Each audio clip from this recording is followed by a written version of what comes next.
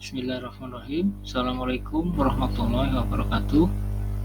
Pada kesempatan kali ini, yaitu di pertemuan keempat ya, untuk mata kuliah teknologi komunikasi, kita akan belajar bagaimana cara membuat suatu konten. Nah, konten di sini adalah konten yang menarik ya tentunya. Nah, untuk pembahasan ini nanti dibagi menjadi dua pertemuan. Yang pertemuan pertama ini sekarang ini akan dijelaskan secara umum terlebih dahulu, kemudian nanti minggu depan berkaitan dengan tips dan triknya untuk membuat konten berkaitan dengan media online. Oke, baik, kita langsung saja ke pembahasannya ya.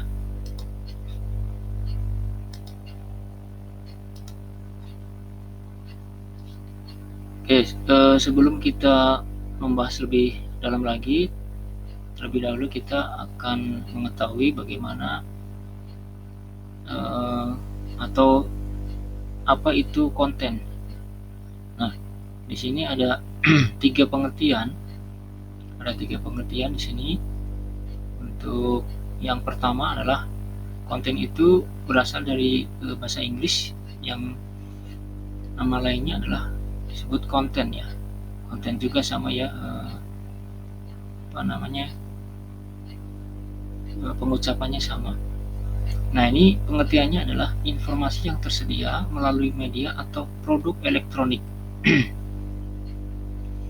Ya, menurut pengertian yang pertama adalah informasi yang tersedia melalui media atau produk elektronik. Itu kontennya. Kemudian konten yang kedua adalah salah satu bagian penting dalam menjalankan strategi digital marketing.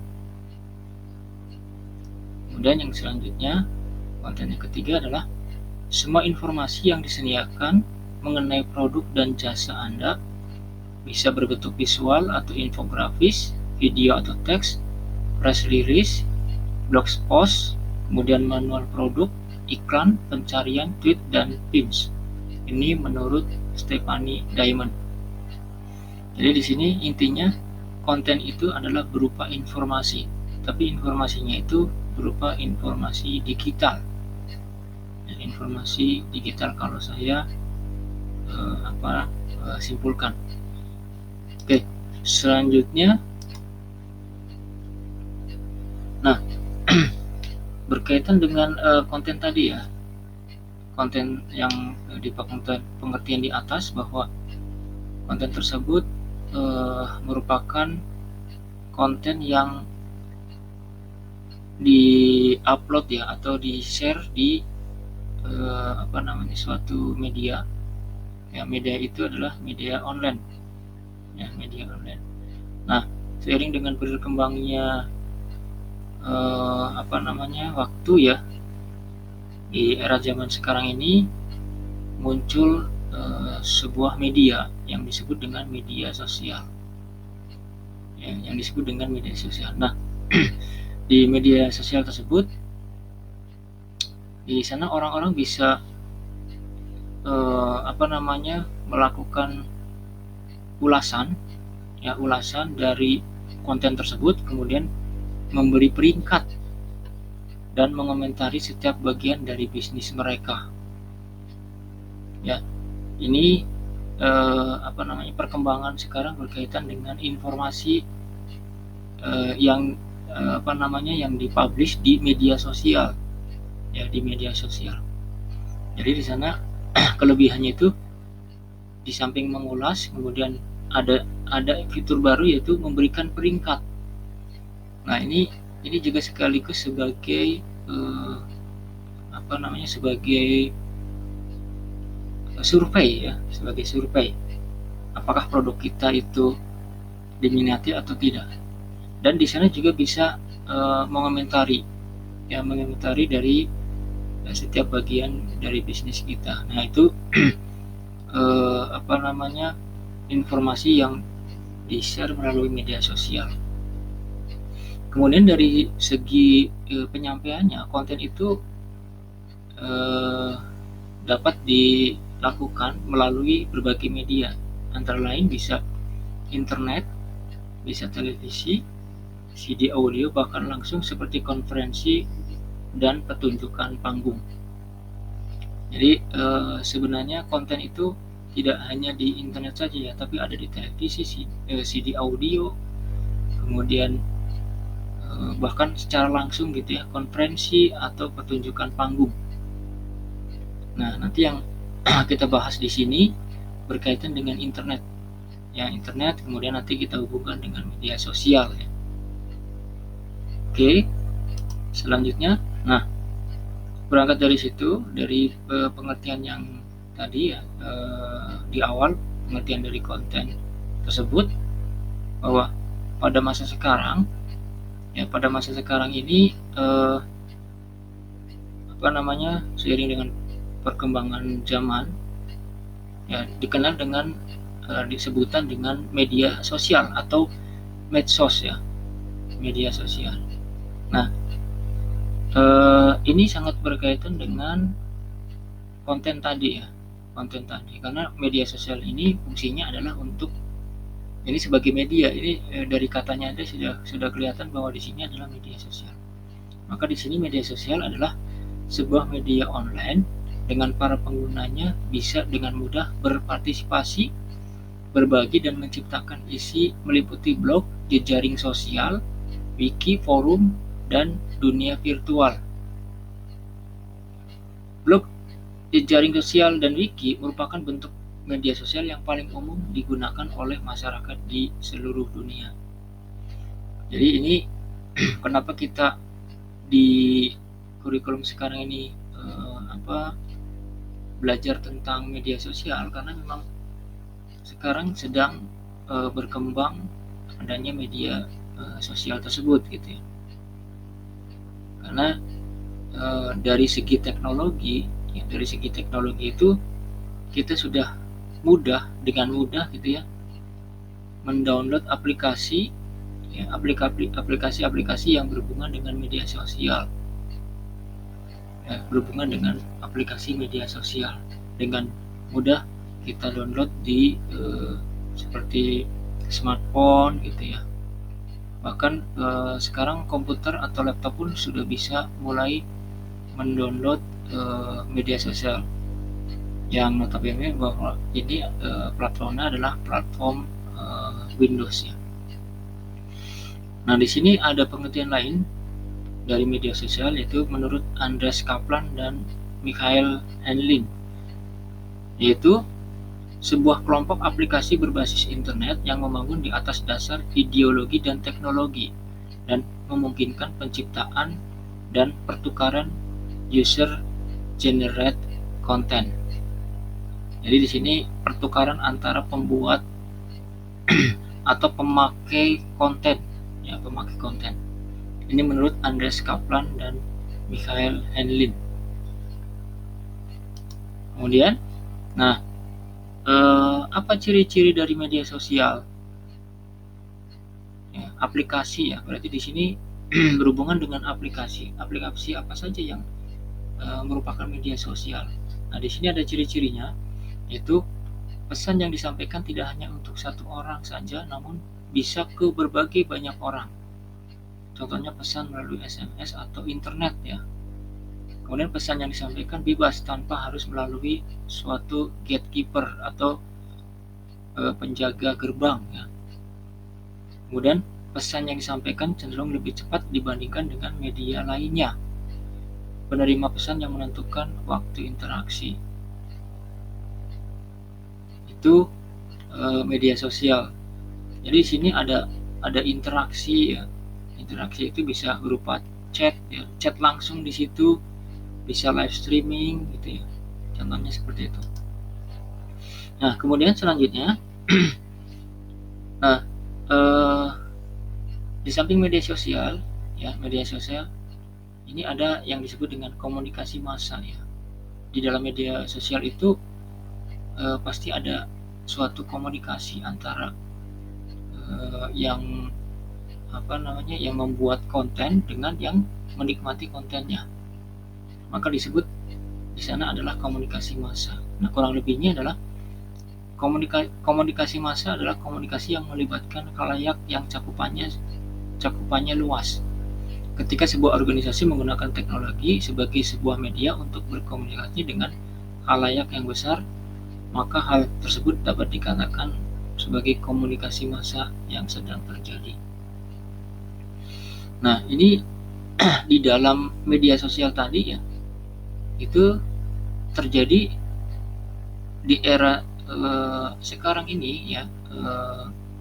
Media sosial itu merupakan komunikasinya tapi komunikasi secara virtual. Nah, kemudian setelah itu di sini ada pengertian dari media massa. Media massa adalah media komunikasi yang jangkauannya mencakup banyak orang. Nah, kalau di sini berarti medianya. Berarti medianya apa saja? Ya, medianya itu berarti berupa media sosial itu ya, media sosial atau aplikasi yang berkaitan dengan media sosial tersebut.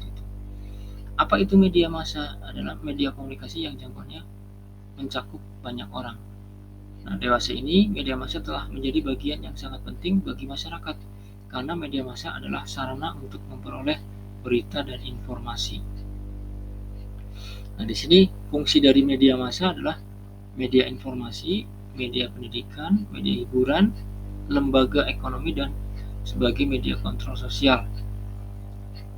Dalam menjalankan fungsinya sebagai media kontrol sosial, media massa memiliki beberapa peranan, yaitu sebagai social participasi, social responsibility, social support, dan social control.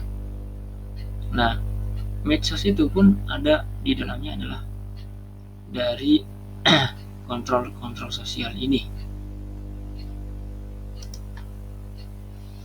Nah, kemudian media sosial tersebut merupakan bagian dari komunikasi massa yang dimana telah terjadi perkembangan teknologi.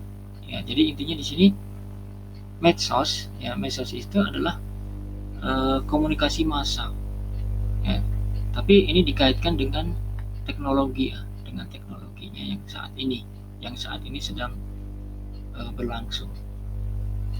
Media sosial atau sosial media adalah sebuah media untuk bersosialisasi satu sama lain dan dilakukannya secara online yang memungkinkan manusia untuk saling berinteraksi tanpa dibatasi ruang dan waktu. Nah, ini kategori medsos ya. Ada social network, itu Facebook, MySpace, Hi5, Link, Bebo, dan sebagainya. Ini mungkin ada yang Anda kenal ya, seperti Facebook, LinkedIn ya. Kemudian ada Discuss, media sosial yang memfasilitasi kelompok orang untuk obrolan dan diskusi. Ada Google Talk gitu ya, Yahoo Messenger, Skype, forum, dan sebagainya. Kemudian ada Share, media sosial yang memfasilitasi kita untuk saling berbagi file, video, musik. Contohnya YouTube, ya, SlideShare, Feedback, Flickr, CloudStorm, dan sebagainya. Jadi ini kategori-kategori media massanya ini ya. Kemudian publish itu ada WordPress, Wikipedia, blog, Wikia, Dig, dan sebagainya. Kemudian ada social game. Ya, social game itu ada Congregate, Doof, Magocap.com, dan sebagainya. Ada MMO, ada Cardinal, Warcraft, Neopart, Conan, dan sebagainya. Ada Virtual World, ada Live Cash, J Live, Blog TV, Justin TV, Livestream TV ya. Kemudian ada Livestream, Socializer, dan lain sebagainya. Kemudian ada microblog, ada disebut dengan Twitter ya, termasuk di dalamnya. Nah, ini perkembangan dari media sosial sekarang. Nah, di sini ada bukti-bukti ya bahwa media sosial itu mempunyai dampak yang penting. Tadi kan kita sudah tahu ya di situ kategori dari media sosial. Nah, contohnya di sini ada kejadian di tahun 1549 ketika US Airways terpaksa mendarat darurat di Sungai Hudson pada tahun 2009. Ini penerbangan US Airways ya, penerbangan 1549 adalah foto-foto yang diambil oleh penumpang feri bernama Janice Grounds dengan menggunakan ponsel dan diposting ke TweetPic yang pertama kali memberikan gambar dan catatan kejadian kepada media massa dan dunia. Nah, ini ya, coba bayangkan kalau misalkan tidak ada Janice Grounds ya, dan tidak ada media TweetPic-nya, berarti kejadian yang berupa pendaratan darurat dari US Airways itu, penerbangan 1549 itu kita tidak bisa mengetahui. Makanya ini adalah media sosial tersebut ya. TweetPic ini ya merupakan media sosialnya yang merupakan media yang penting ya, mempunyai dampak yang penting terhadap informasi. Nah, demikian juga ada di sini seperti Michael Jackson ya, atas meninggalnya Michael Jackson. Kemudian ada Osama bin Laden ya, ada Whitney Houston. Nah, ini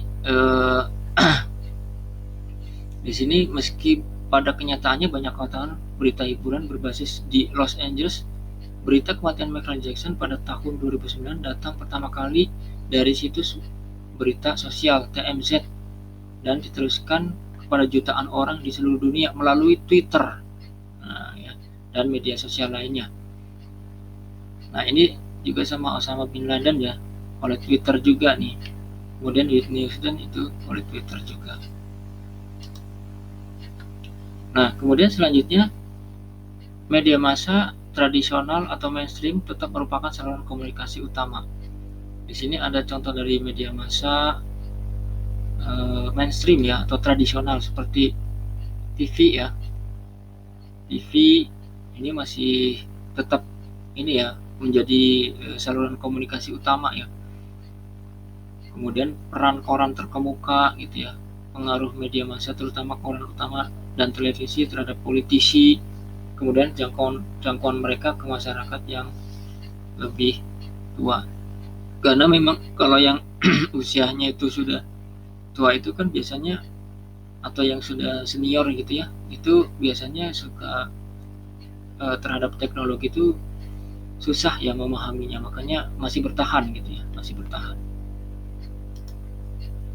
Kemudian selanjutnya, media sosial menjadi bermanfaat dan menjadi saluran komunikasi yang semakin penting karena ini meningkatnya penggunaan media sosial sebagai situs berita dan informasi oleh semakin banyak orang.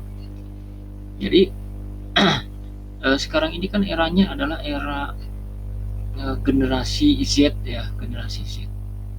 Nah, generasi Z itu adalah generasi yang lahirnya itu tahun 2000-an ya. Nah, sedangkan generasi yang tahun 1900-an itu masih ada ya. Artinya seiring dengan berjalannya waktu gitu ya, pasti nanti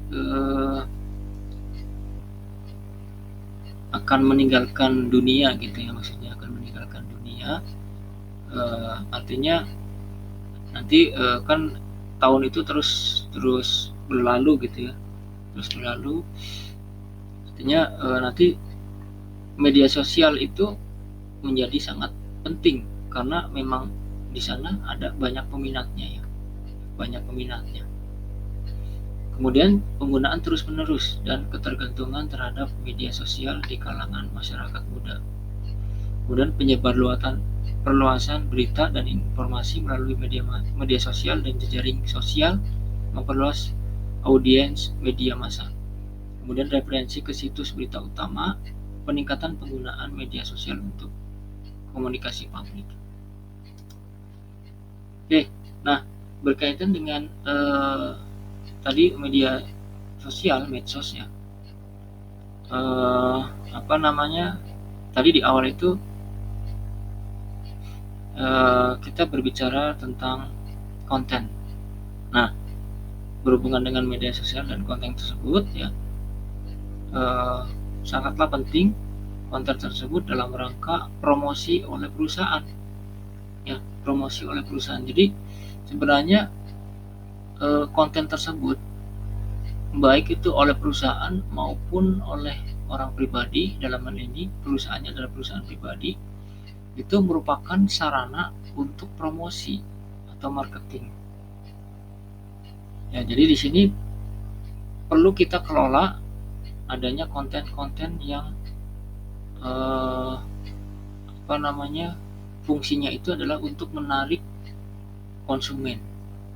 Nah, jadi secara tidak langsung itu seperti YouTube gitu ya, itu secara tidak langsung sebenarnya di situ ada segi bisnisnya ya, ada sisi bisnisnya, yaitu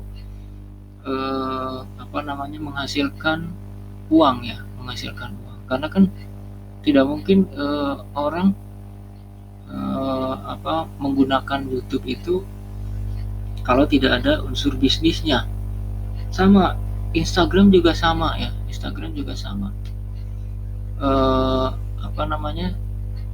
seiring dengan berjalannya waktu Instagram pun pasti di sana tujuannya itu juga ada tujuan bisnisnya. Makanya di sini dari tujuan tersebut pasti perusahaan atau perorangan tersebut dalam hal kontennya itu pasti berhubungan dengan marketing atau promosi gitu. Nah, apa itu konten marketing? Adalah kegiatan yang dilakukan oleh perusahaan, bisnis atau organisasi dalam mempromosikan konten untuk menjangkau, merangkul dan berinteraksi dengan target audiens mereka.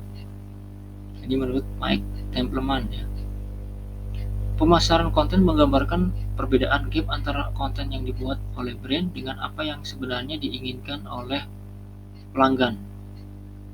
Pemasaran konten dapat diartikan sebagai proses penciptaan, pengunggahan, dan penggantian konten yang dapat memberikan dampak bagi bisnis. Dalam pemasaran konten, Anda perlu lebih meningkatkan pelanggan Anda sebagai tokoh utama dari cerita, bukan produk atau merek Anda. Jadi ini pelanggannya itu adalah tokoh utama ya dalam ceritanya.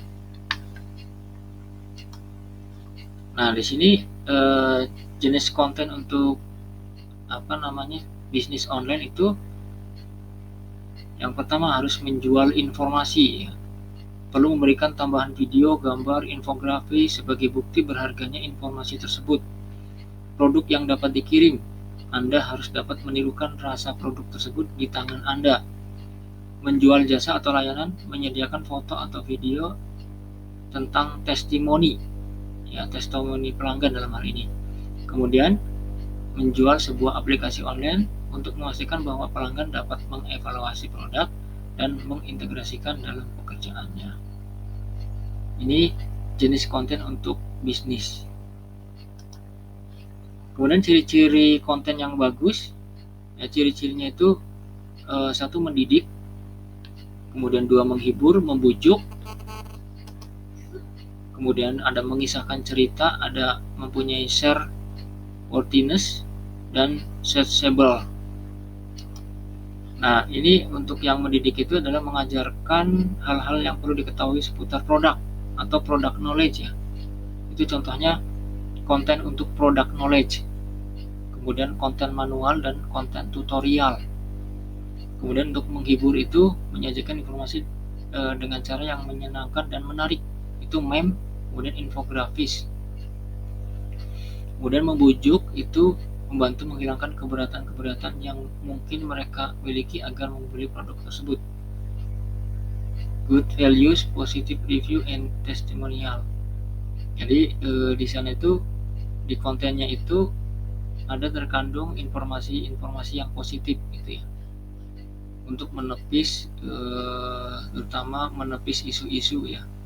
Ini berkaitan dengan ciri yang ketiga, yaitu membujuk. Kemudian yang keempat adalah mengisahkan cerita, dibantu tampilan visual yang dapat menimbulkan imajinasi pelanggan dan membantu pelanggan merasakan emosi yang ditimbulkan. Contohnya cerita heroism, perjuangan ya, perjuangan founding father, rasa bangga akan tanah air, kasih sayang ibu, dan lain-lain. Kemudian mempunyai share worthiness. Konten yang hebat adalah yang dapat dibagikan, di-share lagi gitu ya, di-share gitu ya. Contohnya adalah caption atau cerita image yang memancing emosi, memancing tawa, mewakili yang dirasakan audiens. Kemudian selanjutnya ada searchable, konten dapat ditemukan lewat search engine dan fitur di sosial media platform apapun dengan aktivitas SEO yang dilakukan. Contohnya artikel, tips, dan trik. Nah, ini pencariannya itu pada saat kita akan mencari konten berupa artikel itu pakai teknis yang yang disebut dengan SEO ya, SEO ya, Search Engine Organization, SEO ya. Jadi di sini nanti kita juga belajar SEO nanti pada saat kita mempelajari media sosialnya ya. Nah, kemudian selanjutnya apa yang sebenarnya diinginkan konsumen? Yang pertama adalah filter untuk memilih informasi yang diinginkan.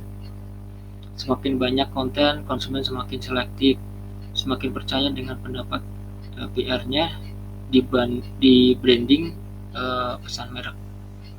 Kemudian tidak mau diganggu, semakin pelanggan tidak mau diganggu, semakin kreatif brand dan publishernya menemukan cara agar mendapatkan perhatian pelanggan.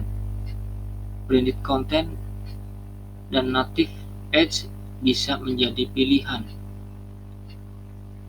Kemudian lebih percaya terhadap pendapat PR-nya, minta pendapat ke orang yang dipercaya dengan selera yang sama.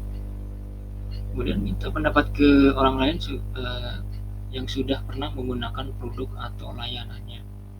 Nah, ini yang sebenarnya diinginkan oleh konsumen. Jadi ini 3 ini ya yang perlu diperhatikan pada saat membuat konten tersebut. Kemudian selanjutnya cara membuat strategi konten sosial. Nah, di sini ada yang pertama adalah mengetahui siapa target audiennya, kemudian menentukan tujuan yang jelas, kemudian menentukan cara mengukur tingkat kesuksesan untuk campaign. Ini harusnya 3 ya, sorry ini belum diedit. Nah, di sini manfaat dari mengetahui target audiens bisa mencari pembuat konten yang tepat untuk menjangkau target market atau audiens, menyusun konten yang diinginkan oleh target audiens, memilih platform media sosial apa yang paling sesuai. Ini ya, manfaat mengetahui target audiens. Berarti ini 3. Kemudian manfaat mengetahui tujuan yang dicapai, bisa dengan mudah menentukan CTA call to action yang sesuai dengan perilaku sosial atau target audiens. Setelah mengetahui siapa target audiens dan memilih pembuat konten yang tepat, brand bisa membuat atau menyusun konten senatural mungkin, menggugah konten Anda di bauran platform media sosial yang tepat, dan mendapatkan exposure dan reach secara efektif.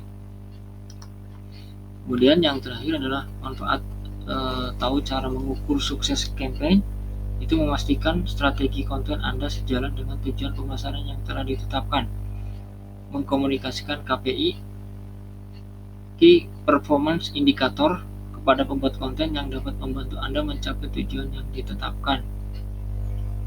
Indikator kunci dari performanya ya. Kemudian setelah itu mengukur satuan yang tepat atau click-through, sign up, download, purchases atau sebatas engagement, kemudian pertumbuhan followers atau fans di media sosial. Nah, itu followers ya, followers atau kalau di YouTube itu subscribe. Kemudian yang nomor 4 itu tahu apa yang dioptimalkan setelah dilakukannya pengukuran. Maka di sini disimpulkan media sosial itu adalah mendongeng. Jadi berceritalah. Jadi konten itu isinya adalah tentang cerita tentang konten yang akan kita buat. Nah, di sini ada tambahan nih informasi ya. cara agar konten menyebar luas itu menjangkau semua orang, kemudian konsep baru atau inovasi, kemudian fokus pada pasar yang dibidik, membuat daftar unggahan yang menarik, membuat website ramah terhadap media sosial, kemudian pastikan membuat format postingan yang bagus. Ini cara-cara agar konten menyebar secara luas. Nah, ini merupakan penjelasan dari teori yang berkaitan dengan bagaimana cara membuat konten yang bagus. Nah, nanti di pertemuan selanjutnya nanti akan dijelaskan bagaimana cara membuat konten di media sosial ya.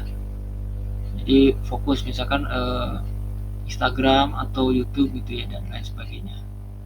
Nah, nanti setelah itu kemudian PTS ya, setelah PTS baru nanti kita praktek bagaimana cara membuat kontennya. Nah, itu ya, seperti itu. Jadi perjalanan dari mata kuliah itu tuh seperti itu. Jadi pertama teori dulu, baru nanti praktek. Mungkin gitu saja untuk penjelasannya. Nanti kalau misalkan ada pertanyaan bisa di kolom komentar atau mungkin bisa melalui LMS ya, yang sudah disediakan oleh, atau LMS yang sudah disediakan oleh lembaga.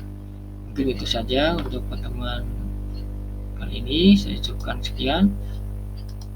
Assalamualaikum warahmatullahi wabarakatuh.